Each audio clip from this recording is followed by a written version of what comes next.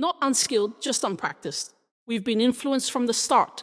Since birth, the information in our father's sperm and mother's blood was there at conception. Defiled attachments brought us to the Saha world. Our attachments are now deeply ingrained. Like a long-term drug addict, stopping immediately is nearly impossible. It's not that you don't want to stop. Even if you want to stop, habit makes it impossible. Your senses are used to wandering outward. When your senses wander, your mind becomes restless. Cultivation takes time to stop this, but as everyone says about cultivation, when you are practicing meditation, you must be aware that the things that affect your proper concentration are killing, stealing, lust, lying, and intoxication. These actions will prevent you from focusing. It's not that these things are inherently bad. You don't need to think of them strictly as good or bad. It's because they affect the concentration of your body and mind. That's why the Buddha forbids killing, stealing, misconduct, or lying. Avoid sin to end all mutual debt. If you don't steal, you won't owe anything to other beings. So negative surroundings won't manifest. If many unfavorable conditions do ripen, for example, if the karma of killing matures, you might suffer from a serious illness or even die. How could you continue to cultivate, right?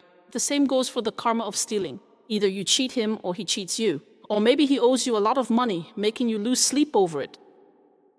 Yet he still refuses to pay you back. Or you were swindled out of your money. This is called the heart of stealing. Within the heart of stealing, there are feelings of stealing and being stolen from. This means karmic obstacles will ripen.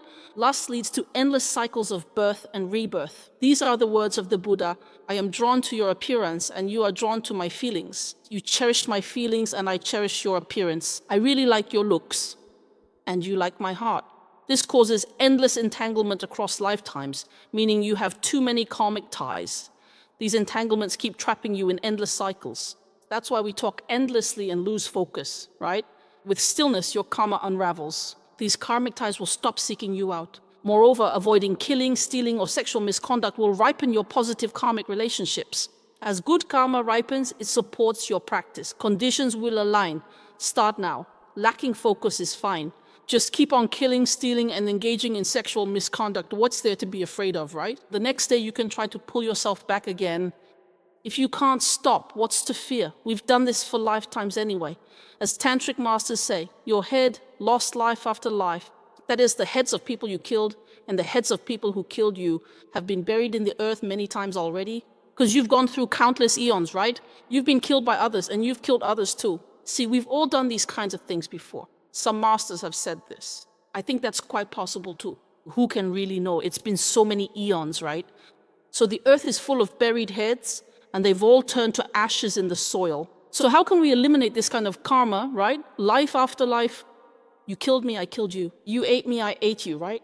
Even if you haven't killed the person, haven't you killed a sheep or a chicken? Even if you didn't kill them yourself, haven't you eaten them, right? So you can never completely erase these things, can you? Do you think these things have any power? They have no power at all.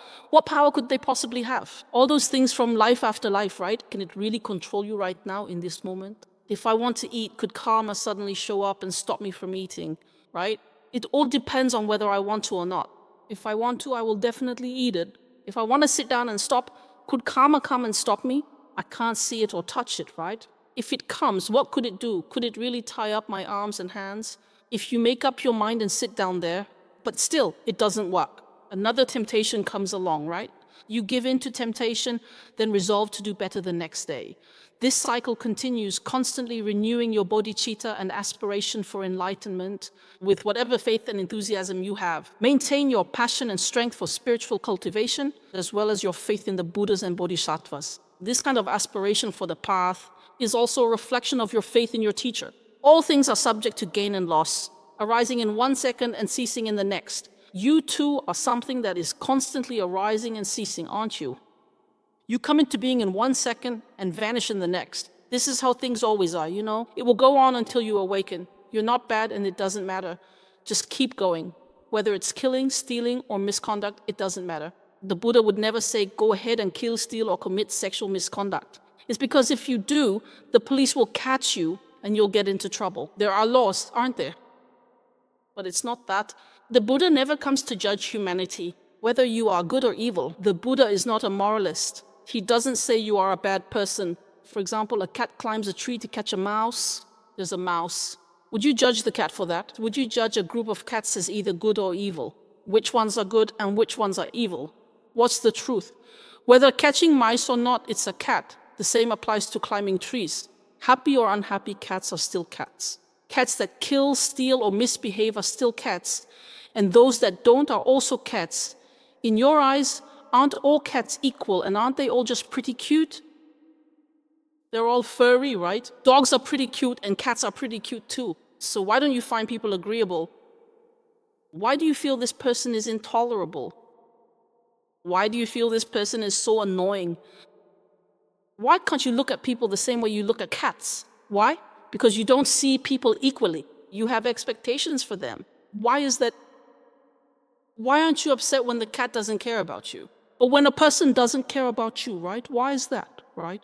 If a dog was standing here and took this seat, not letting you sit down, you'd just think, how could this dog be sitting here?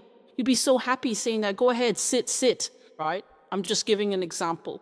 If everyone came here and a bunch of dogs took up all the seats sitting here, everyone would immediately take out their cameras to snap photos. We'd be so happy and think, how amazing. Teacher, let the dogs all sit in a row and take the seats. We can just stand. Teacher, don't let them get up. Let's keep taking pictures. However, if others are sitting and you're left standing, you'll feel uncomfortable. That person, he keeps hogging the seat and makes me stand. Look, I've been standing here for 2 hours, right? He doesn't even offer me a seat. Do you know why? It's just such a simple thing. Why are you so happy when a dog is sitting there? Or when a cat is sitting there, you're happy too. But when another person sits there, you get upset. Is he any worse than a dog or a cat? In your heart, is he inferior to a dog or a cat? Isn't he smarter and wiser than dogs and cats? Doesn't he resemble a Buddha even more? He can even give rise to a kind heart and benefit others. If he attains enlightenment in this world, he can help liberate sentient beings. Because human beings are the most precious. Humans can attain Buddhahood. That is why Shakyamuni Buddha came to the human realm to guide sentient beings. The humans are very precious beings. So why do you dislike people, right? Why can't you treat people equally? The way you look at people and the way you look at cats is not right. Isn't that so? Why? Is it because you feel that humans have hurt you? That dog has bitten you before too, hasn't it? And that cat has scratched you as well, but you don't hold a grudge against them. But when a person insults you with just one word, you remember it for a lifetime. You cling to it for life, and even after death, you still remember. Think about it. The Buddha calls this being deluded and confused.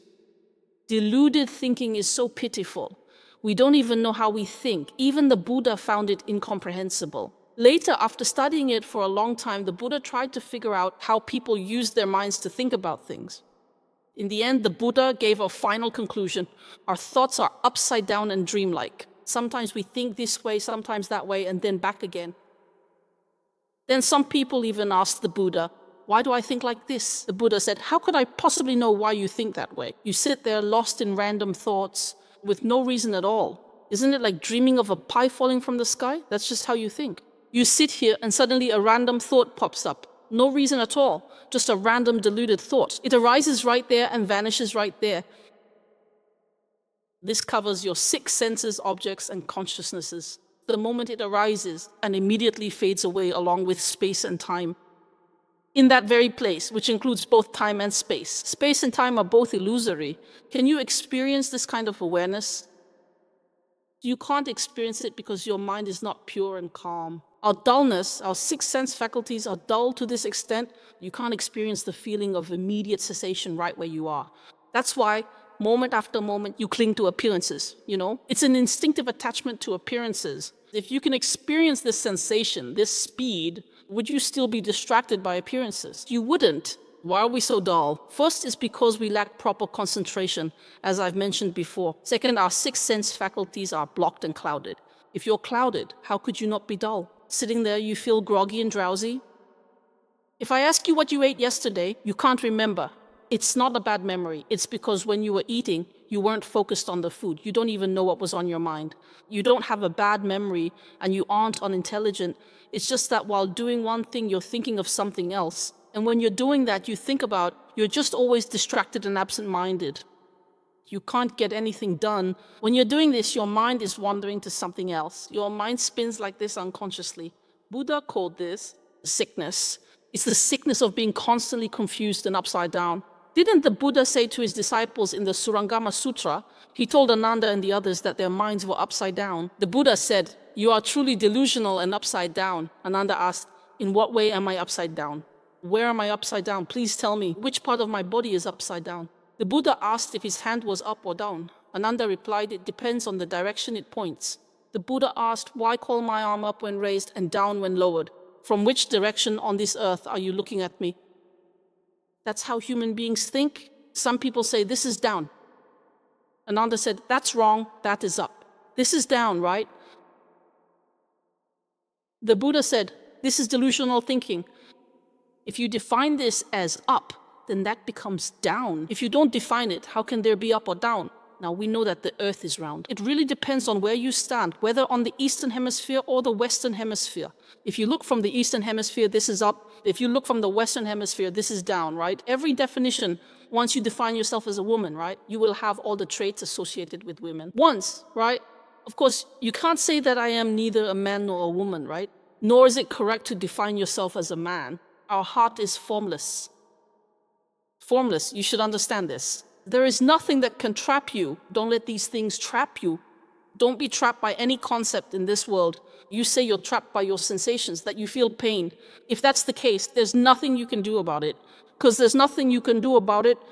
But don't let things like being insulted trap you. If someone says bad things about you online, don't let it trap you. Don't end your life just because of online verbal abuse. Don't kill yourself over that. It won't hurt you. Who cares what they say? Just ignore their insults unless it's truly unbearable. It's like a level 7 typhoon hitting 12 because you're feeling physically unwell. Then you should take medicine and get treatment, right? But if it's just someone insulting you, complaining about you, or bumping into you a little, all of that should be within your tolerance as a human being. Human beings are advanced creatures. All of that should be within your tolerance. You should sit there calmly and remain unmoved. You should present yourself as a true gentleman. If a little kitten bumps into you, you don't get angry. You don't, right? That's how it is. Human beings are all quite lovable, you know? No matter what, we're all human beings. We can't go beyond the category of being human. We're just getting started, aren't we? Good people or bad people, they're all called human beings, right? He just tends to have those kinds of habits, or he leans toward that kind of habit. He just likes to behave that way. So you feel that the people in this group are called bad people because they can hurt you. For example, people who kill others. Let's say you're cultivating and he comes over and kills you. You think, this is a bad person, right? He's so bad. Killing is just his habit. He just likes to kill, right? So this person is just not acceptable because he can harm the interests of most people. But he is still a person, isn't he? It's just that his actions have caused problems for many people. So the law will punish him because what he did is not acceptable. But you shouldn't harbor evil thoughts in your mind. If you let those thoughts linger for too long, you'll become fearful of evil. We are in the cycle of the 6 realms of reincarnation, you know? We have fear in our hearts, fear and worry. Where does this fear come from? It was developed while we were in the 3 evil realms. You were killed in the 3 evil realms. You have been cats, dogs, and sheep. You have been eaten by others. You have suffered in the hell realm. There is information of fear in your subconscious. Sometimes that's not the case. Many people in our world live their whole lives in peace. We haven't encountered any deranged murderers. Most of us haven't experienced these things. Only a very small number have. But we are very afraid of war, pandemics, floods, and many other things. We feel fear just thinking about them, or when we see them in movies or on TV. These are all impressions in your consciousness, so you need to listen to the Buddha's teachings. You need to listen to and understand these teachings. Otherwise, how could you not be afraid? There are so many fears, so much suffering and fear of these things are all related to the information associated with the 3 evil destinies. This is the information about our cycle of rebirth. It influences our 6 sense faculties. Unless your 6 sense faculties are liberated, otherwise your subconscious will still hold on to that information. You will have those latent instinctive reactions. For example, when you see someone being killed, you become terrified, you know? Of course, you could also bravely step forward without fear to stop it, but that's another matter entirely. In that case, you would be a hero. Unless you have attained true concentration, no matter how many years you have practiced, what you really need to pay attention to are those teachings. Your mind is still in a state of confusion. You're still attached to appearances, still caught in confusion. Some days you feel pure and clear, other days you do not. You are still preoccupied with gains and losses. And then regarding life, sometimes as you continue your practice, even if you haven't attained true concentration, still in your practice, your tendency to be swayed by circumstances may decrease as you get older. Even if you don't practice as you age, you will let go of many things. You won't care as much, or perhaps you'll become numb after experiencing so much. Maybe you're just exhausted or numb. It's like the saying, at 70, your ears are unperturbed, meaning you've accepted fate, or at 60, you understand your destiny. Actually, as you age, this naturally happens.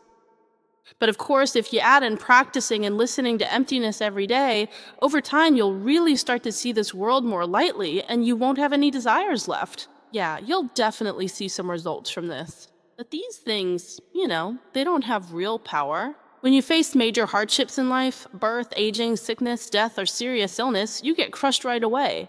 You feel like all those years of practice are defeated in an instant. Yeah, the pain in your body and mind feels so real, right? That's because your power of concentration, strength of Samadhi, just isn't strong enough. This is exactly what everyone is lacking the most right now.